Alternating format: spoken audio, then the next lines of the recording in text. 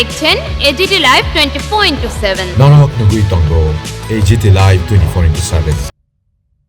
আসন্ন এডিসি নির্বাচনে 10 কুলাই চাম্পাহর কেন্দ্রের বিজেপি প্রার্থী বিমল দেববর্মার সমর্থনে প্রচারে আসলেন রাজ্যের মুখ্যমন্ত্রী অধ্যাপক ডাক্তার মানিক সাহা। প্রচণ্ড বৃষ্টিকে উপেক্ষা করে হাজারো সমর্থক মুখ্যমন্ত্রীর ভাষণ শোনেন। জনসভাস্থল আমবাসার নিকটবর্তী কাঁঠালবাড়ি ভিলেজ কমিটি এলাকার ফণীন্দ্র কিশোর রোয়াজাপাড়া এসবি স্কুল মাঠ।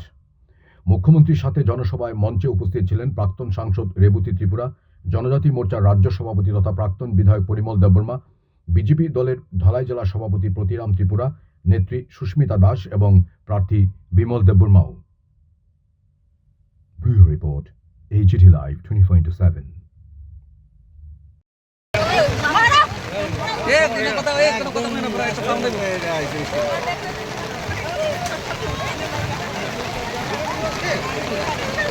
বন্দে বন্দে বন্দে আমি করে গুন্ডামি করে ভারতীয় জনতা পার্টিকে হটাতে পারবে না, কারণ ভারতীয় জনতা পার্টি আপনারা দেখেছেন একের পর এক এই গুন্ডামি করে যদি কাজ হতো তাহলে হিটলারও কিন্তু দেখে যেতে হতো।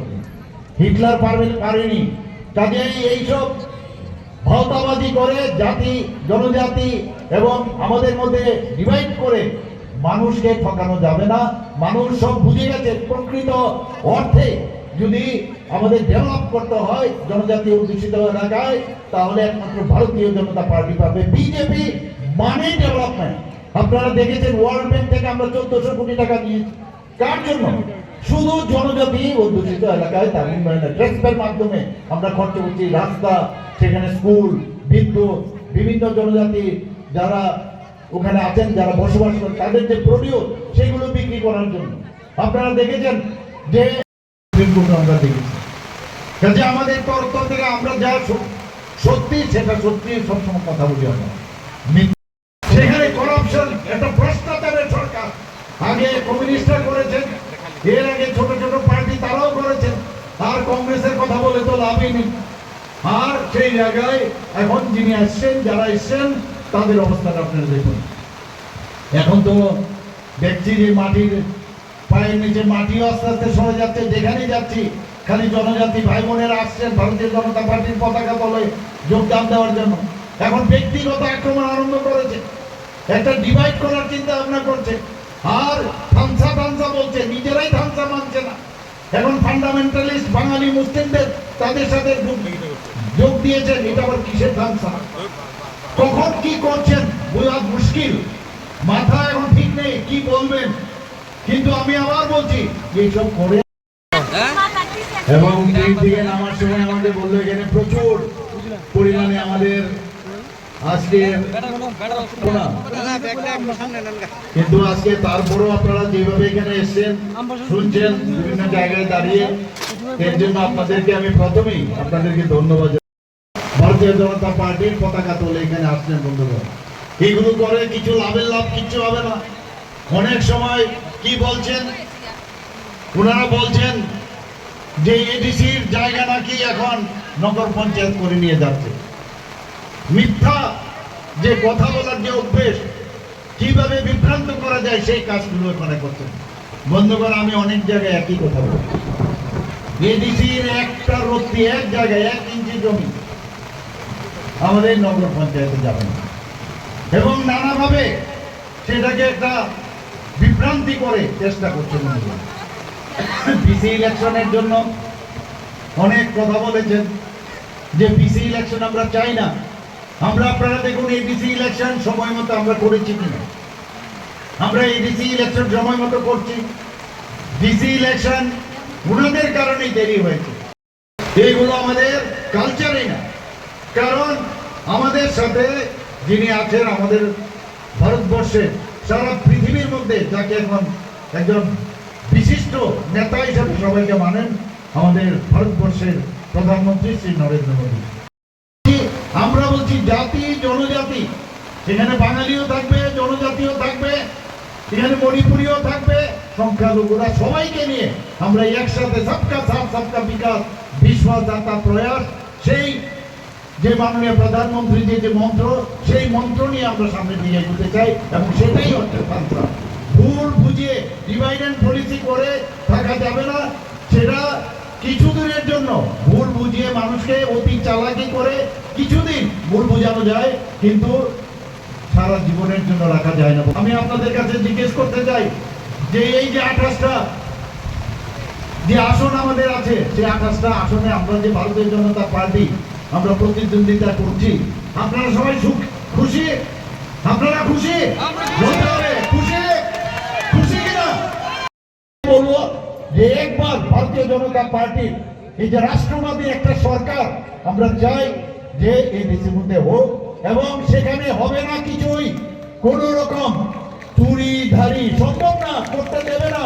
মাননীয় প্রধানমন্ত্রী যে উপর থেকে তাকিয়ে রয়েছে, এবং যে ভ্রষ্টাচারের যে পয়সা বাইরে চলে যায় সেইগুলো কাজে আসবে, সেগুলো এডিসির উন্নয়নের জন্য আমরা কাজ করবো বন্ধুগণ।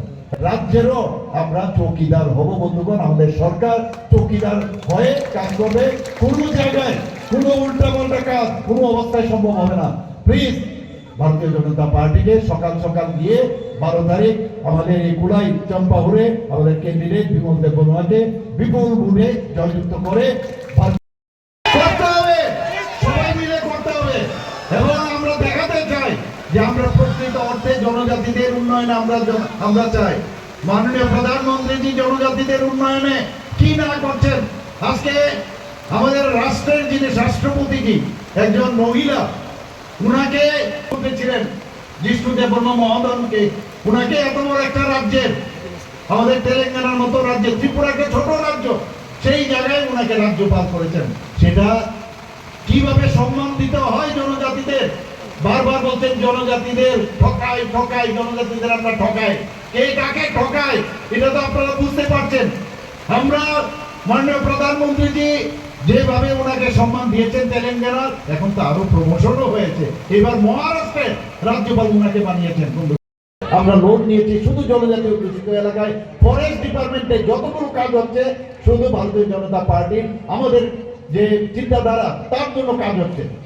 এটা তো খালি ট্রেলার। আপনারা দেখবেন যখন পুরো পিকচার কখন দেখবেন 12 তারিখের পরে, যখন রেজাল্ট 17 তারিখে বেরোবে, তারপর দেখবেন যে জনজাতির এলাকার কি ডেভেলপমেন্ট হয় সেটা আপনারা দেখবেন। খালি দেখবেন আর বলবেন কোথায় আমরা এসেছি। আজকে আপনারা দেখেছেন যে এতগুলো আমাদের এখানে ন্যাশনাল হাইওয়ে হচ্ছে, বেশিরভাগ জনজাতি অধ্যুষিত এলাকায় দিয়ে যাচ্ছে বন্ধুগণ। তো এই যে এলাকা যাচ্ছে তার জন্য যে কন্ডিশন হচ্ছে, বেশিরভাগ জনজাতি ভাই বোনদের কাছে কিন্তু সেই পয়সাটা যাচ্ছে বিভিন্ন জায়গায়। আপনারা দেখবেন আমরা এই এসডি বর্মন হওয়ার পর এয়ারপোর্ট থেকে আসার পথে আপনারা যে গেটটা আপনারা দেখবেন লিচু বাগানে, উনার মর্মমূর্তি সেখানে আমরা প্রতিষ্ঠিত করেছি। আমরা সম্মান দিতে চাই বন্ধুগণ, এগুলো বুঝতে হবে। আগে তো দেয়নি, আমরা দিচ্ছি যে ঠকাই ঠকাই, আর ঠকাই কে কাকে ঠকায় মানুষ এখন বুঝে গেছে। এইসব মিথ্যা কথা বলে লাভের লাভ কিচ্ছু হবে না। আমরা সৎ পথে চলবো। মাননীয় প্রধানমন্ত্রী কি বলেছেন যে मैं खुद भी नहीं खाऊंगा, दूसरे को भी नहीं खाऊंगा, खाने दूंगा। ট্রান্সপারেন্সি সরকার, मैं চৌকিদার हूं। কি বলছেন मैं চৌকিদার हूं, যে কারণে একের পর এক আপনি দেখেন যে রাজ্য 27 বছর দিল্লি আমরা ভারতীয় জনতা পার্টি পাইনি, আজকে 27 বছর পর দিল্লি আমরা দখল করেছি। আবার দখল শব্দ শুনলে আমার মাথা খারাপ হয়ে যায় অনেকে। তো দখলের অর্থ এটা না, গণতান্ত্রিক পদ্ধতির মাধ্যমে আপনারা আসুন, আপনাদের কথা মানুষের কাছে রাখুন। গণতন্ত্রের যা পদ্ধতি আছে, গণতন্ত্রের মান্যতা দিয়ে মানুষের সাথে কথা রাখুন। এটা কি খালি মার ধর, অগ্নিসংযোগ, ধমকানো, চমকানো? আমি আপনাদের কাছে আবেদন রাখবো, যতই আপনাদেরকে আটকানো হোক, যতই ভয় দেখানো হোক, প্লিজ 12 তারিখ আপনারা ভোট, যার যার পোলিং সেশনে আপনারা বসবেন। আর যদি কোনো জায়গায় আটকায় খালি খবর দেবেন, দেখবেন সেখানে আমাদের যা আইন সেখানে পৌঁছে যাবে, যা যা ব্যবস্থা নেওয়া সেটা নেওয়া হবে। ভারতীয় জনতা পার্টির তরফ থেকে যে ডিসির যে 28টা আসন, সেই 28টা আসনে ভারতীয় জনতা পার্টি একটা রাষ্ট্রবাদী দল প্রথমবার 28টার মধ্যে আমরা কিন্তু এবার অংশগ্রহণ করছি বন্ধুগণ, এবং একটা ইতিহাস সৃষ্টি করছি। আমরা করছি না, আপনারা সেই ইতিহাস সৃষ্টি করছেন।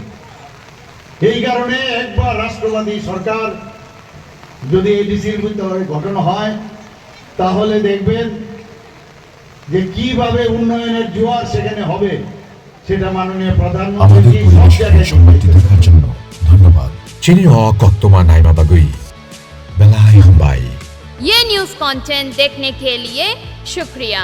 अगर आपका कोई सुझाव है तो हमें कमेंट कीजिए, सब्सक्राइब कीजिए AGT Live 24/7। Thanks for watching AGT Live 24/7.